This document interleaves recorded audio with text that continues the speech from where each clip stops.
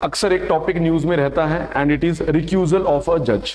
तो इस लेक्चर में समझते हैं what is the meaning of recusal of a जज and how it is different from removal of a जज।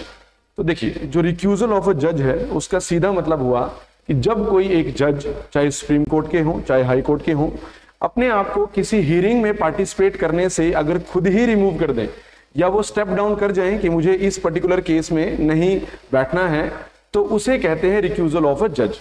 Means recusal of a judge is simply an act of abstaining of a judge from a particular case। तो देखिए, ये कब possible हो सकता है?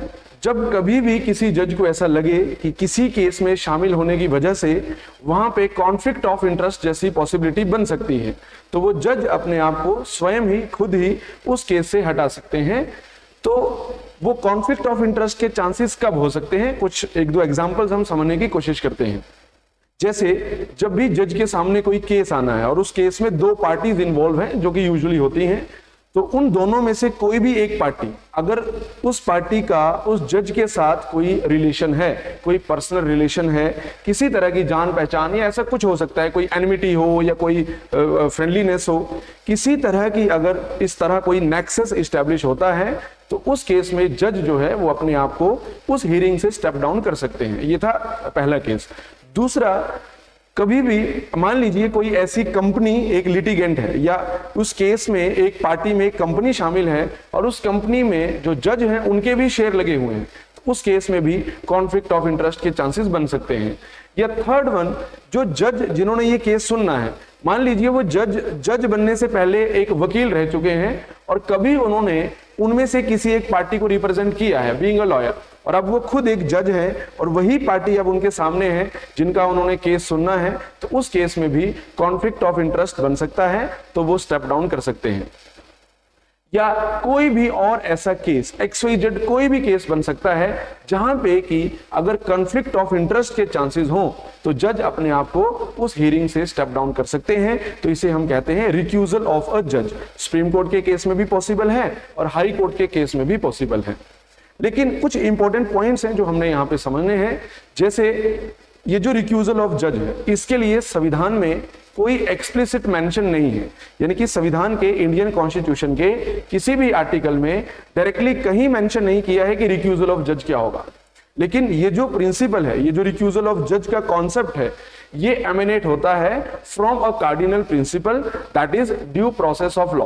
और ड्यू प्रोसेस ऑफ लॉ में आगे मीनिंग्स तो बहुत है, लेकिन इसकी एक फ्रेज अगर हम समझे कि no person shall be a जज इन हिज ऑन केस, कि कोई भी व्यक्ति अपने ही केस में स्वयं जज नहीं हो सकता है, तो वहां से इस सिद्धांत से जो है ये कॉन्सेप्ट निकला है रिक्यूजल ऑफ जज का। तो यहां पे जज खुद को तो नहीं जज कर रहा है, पर सामने जो पार्टी है उनके साथ किसी न किसी का नेक्सस उस जज का एस्टैब्लिश हो सकता है। तो ये ड्यू प्रोसेस ऑफ लॉ के अंदर जो इंटरप्रिटेशन है कि no person shall be a जज इन हिज ऑन केस, तो यहां से ये कॉन्सेप्ट निकला है। साथ में एक और कॉन्सेप्ट है जिसका रिलेशन हम एस्टैब्लिश कर सकते हैं रिक्यूजल ऑफ अ जज से। तो उस कॉन्सेप्ट में ये है कि न्याय सिर्फ होना ही नहीं चाहिए, बल्कि न्याय दिखना भी चाहिए कि हुआ है। Means justice must not only be done but it must also be seen to be done. न्याय सिर्फ होना नहीं चाहिए बल्कि दिखना भी चाहिए कि न्याय हुआ है। तो इन सिद्धांतों से जो है ये रिक्यूजल ऑफ जज का कॉन्सेप्ट आया है। और साथ ही अगर हम इंडियन कॉन्स्टिट्यूशन की पर्टिकुलरली बात करें, तो जैसा कि मैंने कहा कि एक्सप्लिसिटली किसी भी आर्टिकल में रिक्यूजल ऑफ जज मेंशन नहीं है, लेकिन ये डिराइव किया गया है बहुत सारे अंडरलाइंग आइडियाज से। और वो अंडरलाइंग आइडियाज है fairness, impartiality, rule of law, जो कि इंडियन लीगल सिस्टम के एकदम फाउंडेशनल है। तो यहां से ये कॉन्सेप्ट आया है रिक्यूजल ऑफ जज। और कभी अगर ये क्वेश्चन आता है कि इंडियन कॉन्स्टिट्यूशन के किस आर्टिकल में ये मेंशन है, तो एक्सप्लिसिटली किसी भी आर्टिकल में रिक्यूजल ऑफ अ जज मेंशन नहीं है। अब अगर प्रोसेस की बात करें कि कैसे ये रिक्यूजल ऑफ जज होता है, तो देखिए, जैसा मैंने बताया कि किसी भी आर्टिकल में नहीं है, लेकिन पास्ट में कुछ जजमेंट्स ऐसी रही हैं सुप्रीम कोर्ट की जहां से कुछ पॉइंट्स हम डिराइव कर सकते हैं कि किस किस केस में जो है ये रिक्यूजल ऑफ जज हो सकता है, नहीं हो सकता है, जो कि हमने पहले डिस्कस किया। तो वो केसेस हैं Ranjit Thakur versus union of India और साथ में स्टावरा वर्सेस यूनियन ऑफ इंडिया। तो ऐसे पास्ट में कुछ केसेस हैं जहां से कुछ पॉइंट्स सुप्रीम कोर्ट ने बताए हैं कि इन पर्टिकुलर केसेस में कॉन्फ्लिक्ट ऑफ इंटरेस्ट के चांसेस हैं। और साथ में जो रिक्यूजल ऑफ जज है, ये जज अपने आप डिसाइड करता है, मींस जो दो पार्टीज किसी केस में इन्वॉल्व होती हैं वो भी रिक्वेस्ट कर सकती हैं। अगर उस पार्टी को ऐसा लगता है कि आप तो हमारे ही रिलेटिव हैं, आप हमारे ही लिए कैसे जजमेंट देंगे, तो पार्टी खुद भी रिक्वेस्ट कर सकती है। आइदर पार्टी, कोई भी पार्टी जिनको लगता है कि इस पर्टिकुलर जज का हम में से या दूसरी पार्टी के साथ कोई नेक्सस है, तो वो रिक्वेस्ट भी कर सकते हैं जज को स्टेप डाउन करने के लिए, उस पर्टिकुलर हियरिंग से स्टेप डाउन करने के लिए, या जज जो है अपने आप भी डिसाइड कर सकते हैं। तो दोनों ही केस पॉसिबल हैं, लेकिन जो फाइनल डिसीजन होगा वो जज का ही होता है। मान लीजिए कोई जो उसमें आइदर पार्टी है वो जज को रिक्वेस्ट करते हैं कि आपका तो दूसरी पार्टी के साथ कोई रिलेशन है और हम रिक्वेस्ट करते हैं कि आप इस केस से स्टेप डाउन हो जाइए, इस हियरिंग से स्टेप डाउन हो जाइए, लेकिन जज चाहे तो मना कर सकते हैं। पास्ट में ऐसा देखने को मिला है कि कई जजेस ने जो है वो रिक्यूज करने से मना किया है। लेकिन मोरालिटी के आधार पे, अगर नैतिक इनके ग्राउंड्स पे देखें तो जजेस जो है यूजुअली रिक्यूज कर जाते हैं, पर कंपलसरी नहीं है, क्योंकि फाइनल जो डिसीजन होगा वो जज का ही होता है कि उन्हें रिक्यूज होना है या नहीं होना। तो ये था अबाउट रिक्यूजल ऑफ अ जज, जो कि सुप्रीम कोर्ट में भी पॉसिबल है और हाई कोर्ट में भी पॉसिबल है। अब बात करते हैं कि रिक्यूजल ऑफ अ जज जो है, ये दूसरी जो फ्रेज है रिमूवल ऑफ अ जज, इससे कैसे डिफरेंट है। तो देखिए, रिमूवल ऑफ अ जज ये तो प्रॉपर एक संवैधानिक प्रक्रिया है। इंडियन कॉन्स्टिट्यूशन में जो आर्टिकल 124 है उसके क्लॉज 4 और क्लॉज 5 में जो है जजेस के रिमूवल के बारे में मेंशन किया गया है, यानी कि सुप्रीम कोर्ट और हाई कोर्ट दोनों के जज को हटाया जा सकता है। सुप्रीम कोर्ट के जजेस हटाने हो तो उसके लिए आर्टिकल है article 124 clause 4 and clause 5। On the contrary जो हाई कोर्ट के जजेस हैं उनको रिमूव करना हो तो आर्टिकल 218।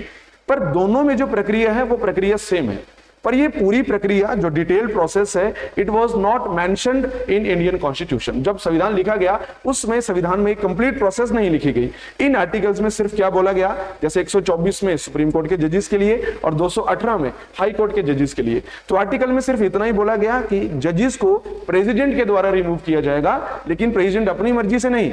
जब इंडियन पार्लियामेंट के दोनों हाउसेस अगर एक मोशन पास करते हैं जज के रिमूवल के लिए, तो लास्ट में प्रेसिडेंट उन्हें रिमूव कर सकते हैं।